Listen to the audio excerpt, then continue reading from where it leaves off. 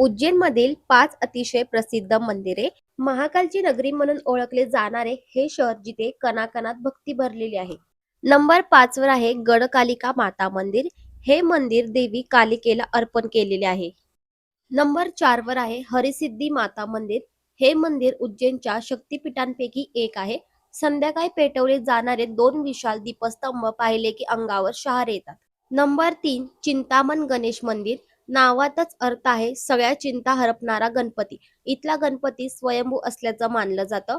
जी मनोकामना घेऊन भाविक येतो ती बाप्पा नक्की पूर्ण करतो. नंबर 2 वर आहे काळभैरव मंदिर. हे मंदिर आहे भगवान शिवाच्या रौद्र अवताराचं.